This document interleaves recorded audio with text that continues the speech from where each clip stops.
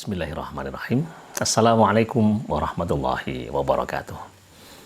Alhamdulillahirabbil alamin wassalatu wassalamu ala asyrafil anbiya'i wal mursalin wa ala alihi wa ashabihi ajmain wa ba'd. Alhamdulillah para mahasiswa sekalian, pada kesempatan kali ini kita bisa bertemu kembali dalam pembelajaran daring.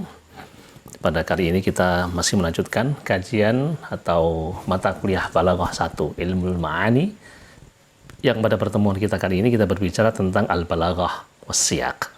Al-balaghah was-siyaq, balaghah dan konteks. Artinya pada kesempatan kali ini kita berbicara tentang konteks, baik itu konteks kata ataupun konteks kalimat, karena sesungguhnya konteks itu adalah hubungan, ya, hubungan antar satu kata dengan kata yang lain, antar satu kalimat dengan kalimat yang lain, antar satu wacana dengan wacana yang lain. Yang karenanya kemudian hubungan itu akan berdampak pada pemaknaan baik lafadz yang berbeda ataupun pemaknaan di dalam kalimat yang berbeda. Kemarin pada pertemuan sebelumnya Ustadz sudah pernah menyinggung tentang penggunaan lafadz. Kita ulang kembali misalnya penggunaan kata bagus yang dalam bahasa Arab disebut dengan kata thayyib. Ketika konteksnya adalah konteks makanan dan kemudian Allah berfirman, ya ayuhan nas kulu mimma fil ardi halalan thayyiban. Wahai manusia, makanlah apa yang ada di bumi ini yang halal dan yang thayyib. Ya, halal tentu sesuatu yang direkomendasi secara syar'i, sesuatu yang tidak haram, sesuatu yang diperbolehkan secara syar'i oleh Allah melalui Al-Quran atau sunnah Nabi untuk mengkonsumsinya. Sementara kebalikannya adalah yang haram, berarti yang haram artinya larangan mengkonsumsi. Nah, ketika halal artinya sesuatu yang direkomendasi secara syar'i, maka thayyib adalah sesuatu yang direkomendasi secara medis. Makan jeroan mungkin halal, tapi tidak baik. Orang merokok, ya, sebagian ada yang membolehkan, tapi semua sepakat bahwa rokok itu bukan konsumsi yang thayyib. Rokok di bawah ditulisi menyebabkan kanker, gangguan kehamilan dan janin, impotensi jantung. Sampai di bawah ada tulisan rokok membunuhmu. Artinya ia adalah konsumsi yang tidak direkomendasi secara medis. Itu kata thayyib ketika konteksnya adalah konteks konsumsi atau makanan. Ketika kemudian Allah berfirman dalam konteks negeri Saba, sebuah negeri yang Allah gelari dengan baldatun thayyibatun wa rabbun ghafur, negeri yang thayyib, wa rabbun ghafur, dan Tuhan yang memberikan ampunan maghfirah kepada negeri itu. Maka negeri yang thayyib, negeri yang bagus adalah negeri yang aman, tentram, sejahtera. Itu yang disebut dengan baldatun thayyibatun. Orang Jawa menyebutnya gemah ripah loh jinawi, toto tentrem kerto raharjo, murah kang sarwo tinuku, lemu kang sarwo tinandur. Itulah yang disebut dengan baldatun thayyibatun. Kata thayyib ketika konteksnya adalah konteks sebuah negeri memiliki makna keabdilan, kesejahteraan, kemakmuran, dan seterusnya. Ketika dalam konteks yang lain, mathalul kalimatit thayyibah, perumpamaan kalimat thayyibah, kasyajarin thayyibah, seperti pohon yang thayyib. Pohon yang thayyib gimana Allah gambarkan? Asluha tsabitun wa far'uha fis sama. Akarnya kokoh menghunjam ke dalam bumi, batangnya menjulang ke langit. Itulah kata thayyib ketika disematkan kepada pohon. Ya, pohon yang thayyib artinya pohon yang kokoh. Maka kekokohan pohon itu diibaratkan kokoh dan tegaknya kalimat thayyibah la ilaha illallah. Ini muqaddimah tentang betapa sebuah kata akan memiliki makna yang berbeda seiring konteks yang berbeda. Nah, karena itulah maka nanti para mahasiswa akan bisa melihat bermacam-macam pembagian. Karena tugas mahasiswa tetap sekarang nanti adalah bisa membuat konsep map ataupun mungkin mencari melacak ayat-ayat yang mengandung nilai konteks. Secara umum Siyak atau konteks dibagi jadi dua. Ada siyakun nas, ada siyak mauqif. Siyak an-nas, siyak al-mauqif.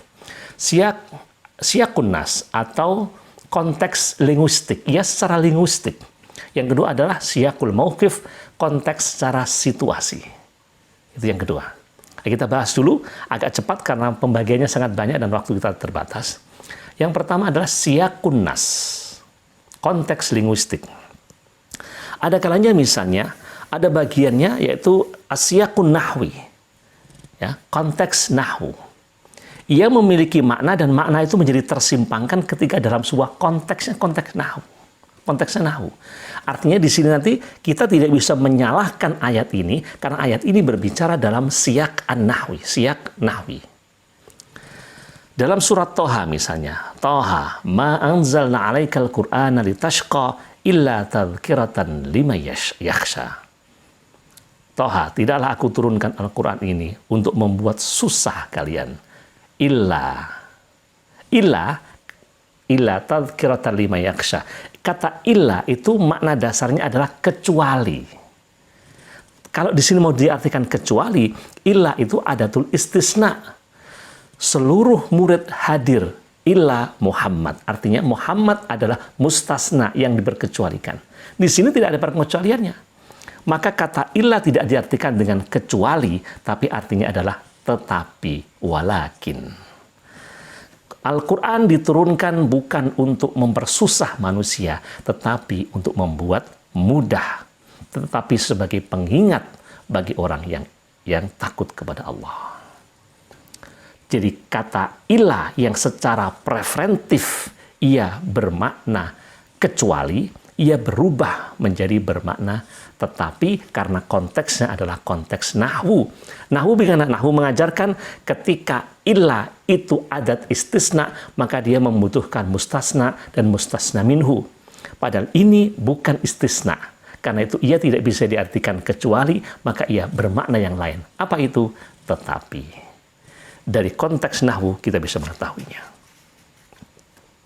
Yang kedua, kita berbicara sampelnya singkat-singkat. Nanti para pemirsa silakan bisa melacak sendiri. Yang kedua adalah siyak al-mu'jami. Jadi siyak mu'jami, konteks kamus. Konteks kamus. Itu yang kedua tadi ya. Atau dalam bahasa lainnya bisa konteks leksikal. Satu contoh. Kata Alkitab. Ya. Kitabun artinya buku. Hadza kitabun. Ini buku. Kita semua kan tahu ya. Kita semua tahu. Kalau kemudian satu contoh bahwa ayat Alif Lam Mim. Dzalikal kitabu la raiba fih. Buku itu tidak ada keraguan di dalamnya. Maka kata Alkitab maksudnya adalah Al-Quran.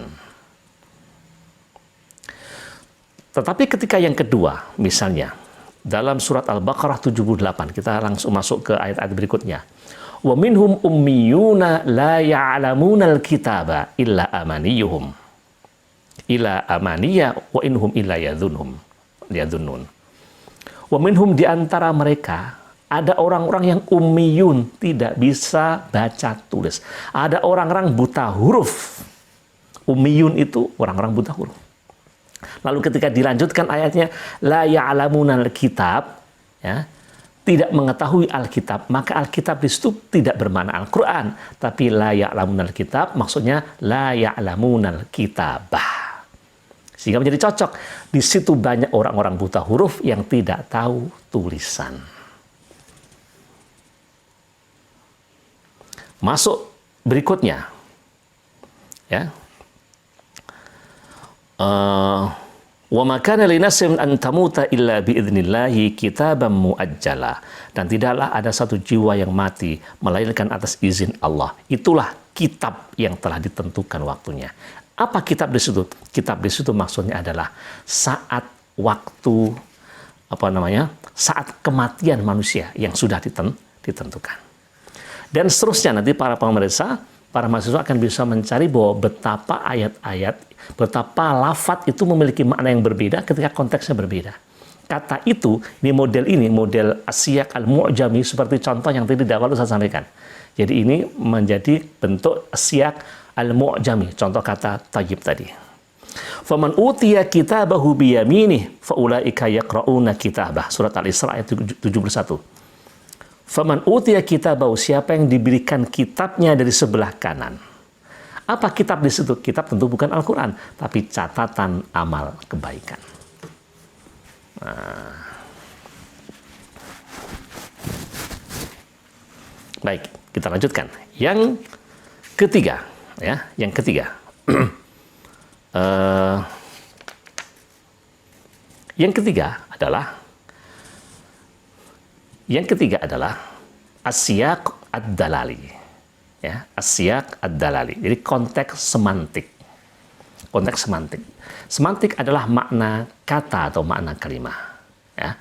Jadi disinilah kemudian suatu lafadz itu kadang-kadang sesuai dengan konteksnya ia memiliki makna yang berbeda. Ya. Salah satunya kalau para pemirsa lihat dalam surat Al-An'am ayat 1. Tsummal ladzina kafaru bi rabbihim ya'dilun. Kemudian orang-orang yang kafir terhadap Tuhan mereka ya'dilun. Kata ya'dilun ada bisa bermakna ya'dilun dari kata adalah, bersikap adil. Tapi mungkinkah orang kafir bersikap adil? Ternyata secara semantik kata ya'dilun adalah udul, artinya menyimpang. Ayat itu, makna itu lebih tepat untuk menjadi wakil dari makna lafadz ini bahwa orang-orang kafir itu terhadap Tuhan mereka melakukan penyimpangan. Maka tsummal ladzina kafaru bi rabbihim ya'dilun. Kemudian orang-orang yang kafir terhadap Tuhan mereka mengalami penyimpangan. Kata ya'dilun yang pertama diartikan menyimpang. Tetapi ketika dalam surat Al-A'raf ayat 181, wa mimman khalaqna ummatun yahduna bil haqqi wa bihi ya'dilun.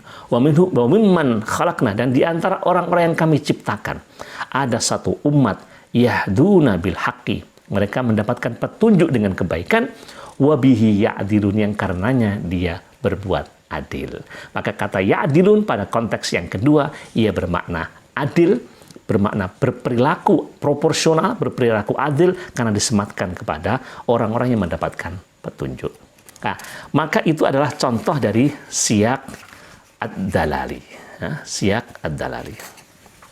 Nah, itu para pemirsa sekalian, para mahasiswa sekalian yang dirahmati Allah. Jadi dalam konteks yang pertama tadi ada siyaqun nas. Siyaqun nas ada apa tadi? Konteks linguistik. Ia berbicara dalam konteks kebahasaan. Sekarang bagian kedua ada siyaqul mauqif. Ya, jadi konteksnya konteks situasi. Ya. Ada satu contoh misalnya, ada yang pertama adalah siyaqul urfi. Siyaq al-urfi. As-siyaq al-urfi. Satu ayat di dalam surat Al-Ahzab 33. Wa qarni fi buyutikunna wa la tabarajna tabarajal jahiliyatil ula. Dan hendaklah tetap berada di rumah, janganlah kalian berhias seperti orang-orang jahiliyah terdahulu. Ayat ini, konteks ayat ini ditujukan kepada Aisyah. Seolah-olah ya, jadi seolah-olah orang yang tidak memahami kebiasaan, urfnya orang Arab, maka seolah-olah ini disematkan kepada Aisyah. Hai Aisyah, tetaplah berada di rumah, janganlah engkau bersolek seperti orang jahiliyah. Pertanyaannya, berarti Aisyah itu suka bersolek seperti orang jahiliyah? Kan begitu. Nah, ternyata ayat ini memiliki makna, memiliki konteks, siyaknya adalah siyakul urfi. Bahwa konteks kebiasaan orang Arab itu, ia selalu bersolek. Dan solekan mereka disebut dengan solekan jahiliyah. Sehingga makna ayat ini adalah, wahai Aisyah, tetaplah berada di rumah, janganlah engkau bersolek sebagaimana orang-orang jahiliyah. Kebanyakan mayoritas mereka selalu bersolek dengan pola solekan jahiliyah. Bukan berarti bahwa Aisyah itu bersolek ala solekan jahiliyah. Itu yang kita maksudkan. Itu yang pertama. Yang pertama adalah bagian yang kedua dari siyaqul mauqif. Jadi konteks situasi, pembagian yang pertama adalah siyaq al-urfi. Konteks apa tadi? konteks urf, konteks kelaziman, konteks adat istiadat.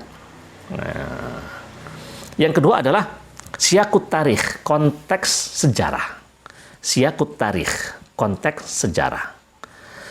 Surat Al-Fil misalnya, alam taro kaifa fa'ala rabbuka bi ashabil fil. Tahukah kamu bagaimana Tuhanmu bertindak terhadap pasukan bergajah? Ini seolah-olah Allah itu seolah-olah memberikan sikap tegas kepada pasukan bergajah. Hati-hati kalian. Ingatlah tentang bagaimana Allah berperilaku mengazab pasukan bergajah.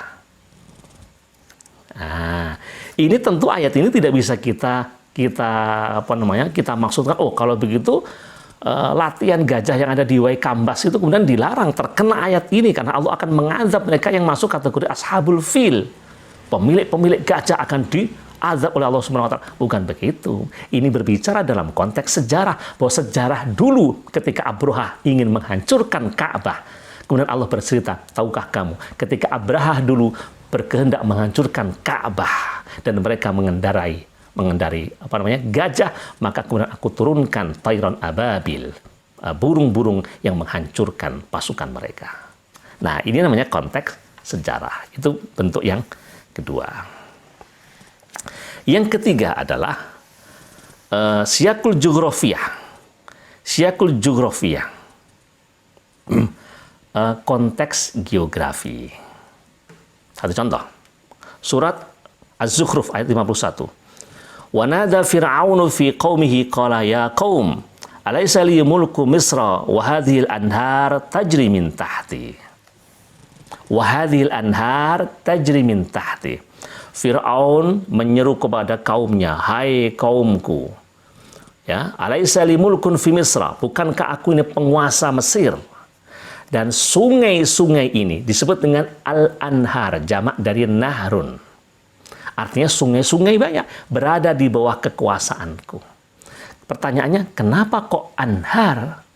Bukankah sungai yang ada di Mesir yang besar itu sekarang adalah sungai Nil? Berarti kalau Nahrun Nil itu cuma satu. Kenapa disebut anhar? Nah, dalam konteks geografi, nanti para mahasiswa tentu akan bisa melihat bahwa ternyata dahulu secara geografi bahwa di kawasan delta Mesir itu sungainya bercabang-cabang. Jadi sungai Nil itu kan sungai yang besar, ya. Tetapi kemudian secara geografi ia kemudian bercabang-cabang. Yang percabangan itu disebut juga sungai. Kita di sini ada sungai agak kecil. Kalau sungai Nil kan jelas besar. Ada sungai kecil-kecil disebut dengan sungai juga, sungai juga. Nah, maka di situ disebut dengan kata al-anhar, jamak dari kata nahrun, karena memang secara geografis sungai Nil itu memiliki cabang yang beraneka ragam. Nah, yang terakhir adalah asyaqudz dzihni. Asyaqudz dzihni artinya konteks logika, konteks nalar. Kalau di dalam surat Ali Imran 102 Allah mengatakan wala tamutunna illa wa antum muslimun. Janganlah kalian mati kecuali dalam keadaan Islam. La tamutunna, jangan kalian mati. Pertanyaannya, emang kita bisa membuat diri kita mati? Nalar kita dan ideologi akidah kita mengatakan yang membuat mati kan Allah. Kekuasaan hidup dan matinya seseorang di tangan Allah. Karena itu secara nalar bahwa ujaran atau firman Allah, la tamutunna, ini tidak masuk akal. Bahwa Allah memerintahkan mati atau jangan mati, ini bukankah kematian di tangan Allah? Kan begitu. Nah, karena itulah maka sesungguhnya la tamutunna illa wa antum muslimun, ayat ini difahami tetaplah memegang teguh agama Allah sampai mati. Nah, jangan sampai kematian kita masuk kematian dalam keadaan tidak pernah membela, memperjuangkan Islam, tetapi perjuangkan Islam sampai titik darah penghabisan. Nah, ini namanya asyaqudz dzihni, konteks nalar atau konteks logika.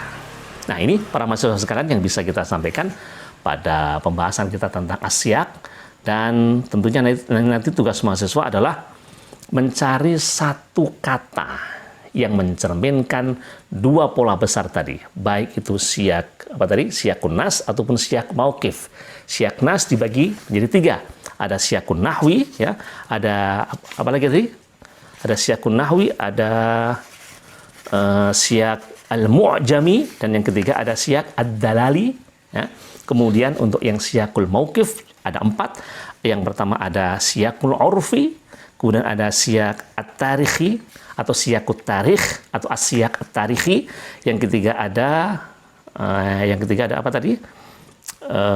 Ada siyak al-jughrafiyah, dan yang keempat ada siyakul dhihni atau as-siyak adh-dhihni. Itu mahasiswa diminta mencari satu ayat yang mencerminkan itu dengan penjelasannya. Nanti contohnya mudah-mudahan Ustadz bisa memberikan contoh untuk bisa membantu para mahasiswa sekalian. Demikian, terima kasih, mudah-mudahan bisa mencerahkan. Alhamdulillahirabbil alamin. Subhanakallahumma wa bihamdika asyhadu an la ilaha illa anta astaghfiruka wa atubu ilaik. Assalamualaikum warahmatullahi wabarakatuh.